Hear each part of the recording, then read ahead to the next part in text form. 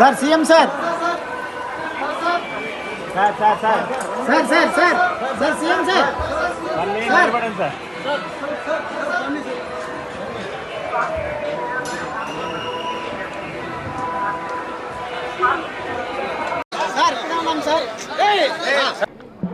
స్వామివారి భక్తులందరికీ శుభాకాంక్షలు. తెలంగాణ రాష్ట్ర ప్రభుత్వం ఏర్పడిన తర్వాత స్వామివారి దర్శనం చేసుకోవాలని ప్రయత్నం చేసిన ఎన్నికలు స్థానిక పరిపాలనలో కాస్త సమయం దొరకకపోవడం వల్ల ఈరోజు స్వామివారిని దర్శించుకున్నాం. రెండు రాష్ట్రాల సత్సంబంధాలు కొనసాగాలని, రెండు రాష్ట్రాల అభివృద్ధి పదం వైపు నడవాలని, ఆంధ్రప్రదేశ్లో ఏర్పడబోయే ప్రభుత్వము ఆ రాష్ట్ర ముఖ్యమంత్రితో తెలంగాణ ముఖ్యమంత్రిగా సత్సంబంధాలతో సమస్యలన్నిటిని కూడా పరిష్కరించుకొని కలిసికట్టుగా నడిచి రెండు రాష్ట్రాలు అభివృద్ధి పదం వైపు నడిపించే విధంగా ఒకరికి ఒకరు సహకరించుకొని ముందుకు వెళ్ళాలని ఆకాంక్షించను.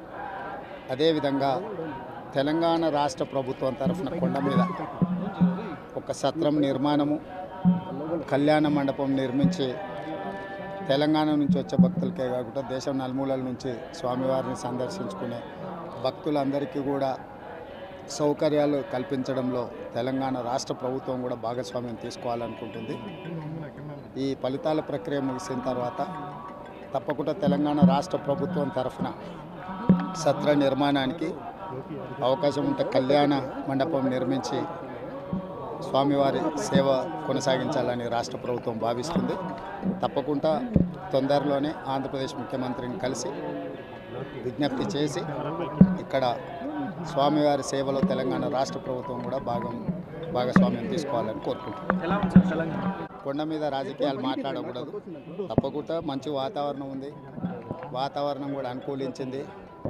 గత సంవత్సరం కరువు వచ్చిన, తాగునీటి సమస్య ఉన్న సమస్యలను అధిగమించి మంచి ఋతుపవనాలు, మంచి కాలం అవుతున్నది. వానలు పడాలి, పంటలు పండాలి, రెండు రాష్ట్రాలు సుభిక్షంగా ఉండాలనే మా ఆలోచన.